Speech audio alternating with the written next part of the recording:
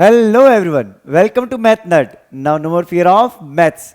अब मैथ्स में मार्क्स कम नहीं, तो बेटा डेली इसी लाइन के साथ हमें क्लास की शुरुआत करनी है। तो जैसा कि आपको पता होगा, हमारी पीवाईक्यू की सीरीज चल रही है और उसमें हम आज आपसे डिस्कस करने वाले बेटा क्लास 10th का स्टैंडर्ड मैथ्स में पूछा गया 2024 में क्वेश्चन पूछा गया था। आपको पता चल ही रहा होगा, ये जो क्वेश्चन है बेसिकली बेटा चैप्टर नंबर 8 से पूछा गया था और इसका वेटेज था बेटा 3 मार्क्स। तो 3 मार्क्स में बहुत आसान क्वेश्चन पूछा गया था।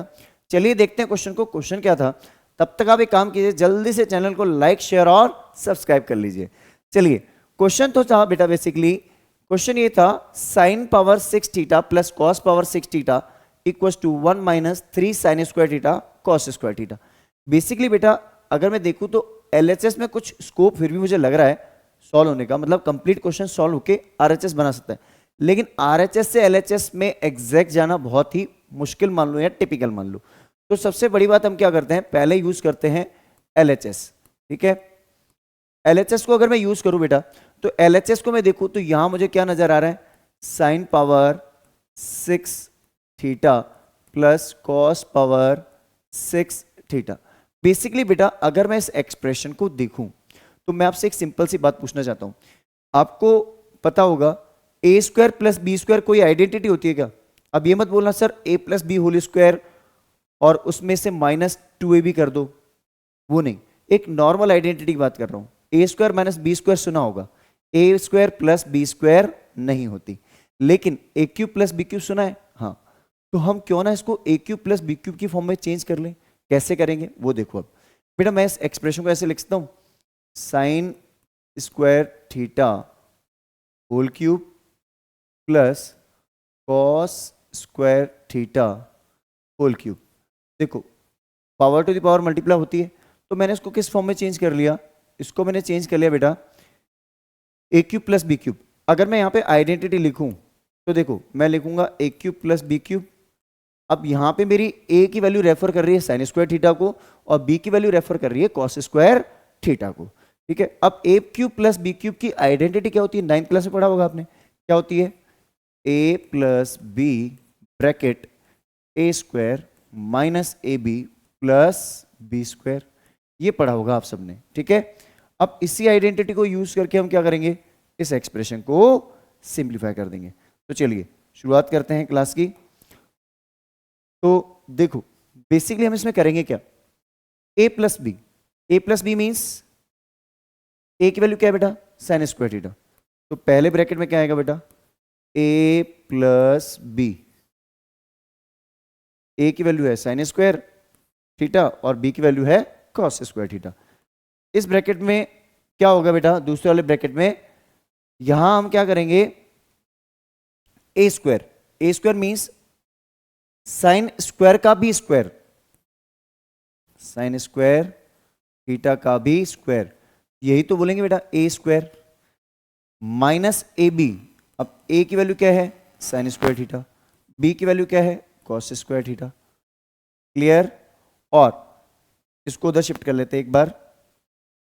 ठीक है, तो यहां पे होगा बी स्क्वायर, तो प्लस का B square means cos square theta का भी स्क्वायर।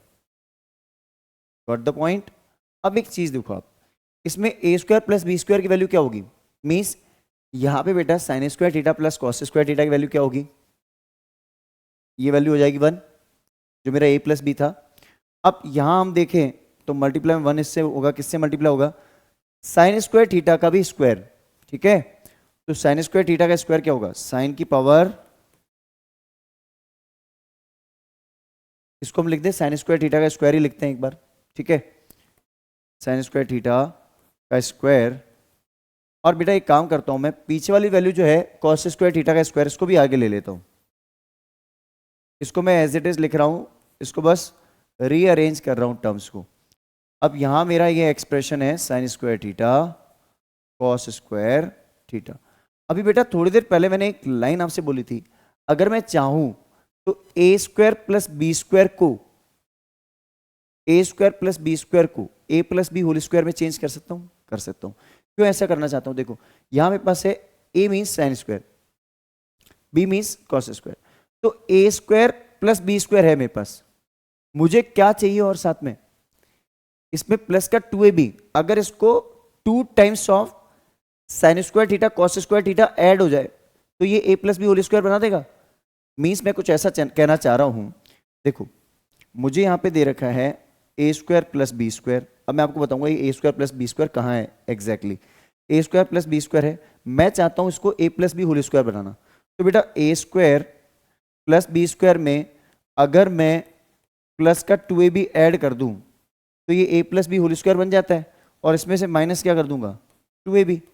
बेसिकली मैंने ये किया कि ए स्क्वायर प्लस बी स्क्वायर था, ठीक है, और इसको मैंने क्या किया ए स्क्वायर प्लस बी स्क्वायर, इसमें मिसिंग था 2ab और इसमें ऐड और सब्ट्रैक्ट कर दिया 2ab।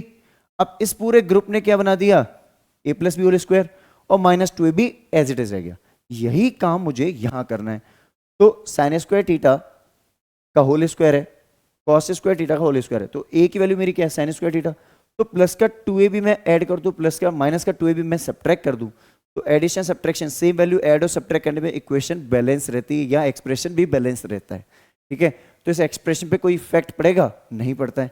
तो इस एक्सप्रेशन में हम क्या करेंगे, प्लस का 2 times sign square theta cos square theta, इसको मैंने ऐड किया और इसी में मैंने माइनस का 2 sign square theta cos square theta subtract भी कर लिया।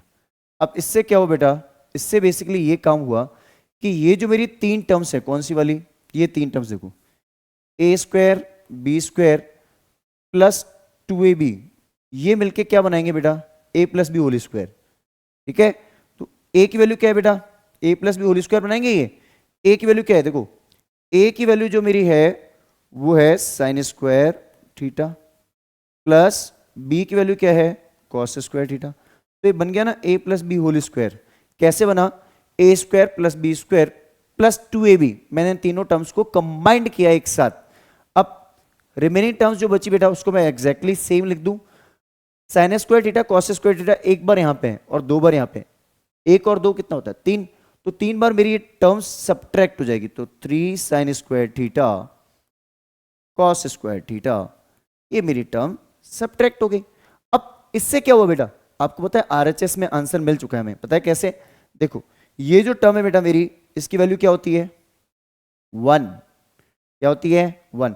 तो इसको मैं क्या लिखूंगा sign square theta plus cos square theta, इसकी वैल्यू होती है 1 और 1 का स्क्वायर क्या होता है 1, 1 minus 3 sine square theta cos square theta. Clear है ये, और यही मेरी क्या है आरएचएस। क्लियर है, हैंस प्रूव्ड। आई गेस आपको ये कंसेप्ट अच्छे से क्लियर हो गया होगा। अच्छे से इसको समझना, वीडियो को पॉज करके देखना, ये कंसेप्ट जो मैंने समझाया इसको भी समझना, तभी ये क्वेश्चन समझ में आएगा। स्क्रीनशॉट ले लीजिए इसका जल्दी से। चलिए, तो आई गेस आपको हमारा कंटेंट बहुत अच्छा लग रहा होगा, पसंद आ रहा होगा। अगर आपको हमारा कंटेंट पसंद आ रहा है तो जल्दी से चैनल को लाइक शेयर और सब्सक्राइब करना ना भूलें। और एक लाइन हमेशा याद रखना बेटा, मैथ नर्ड, ये जो लाइन है ना बेटा, ये कहीं नहीं मिलेगी आपको। Now no more fear of math, अब मैथ से मार्क्स कम नहीं। तो मैथ से मार्क्स कम नहीं होंगे इस चैनल पे आने के बाद, आपको बेस्ट कंटेंट मिलेगा, लेकिन आपको सिर्फ इस चैनल पे लाइक शेयर और सब्सक्राइब कम नहीं होने देने चाहिए, इसकी गारंटी आपको होनी चाहिए, ठीक है। तो चलिए मिलते हैं किसी और वीडियो के साथ। Have a great day.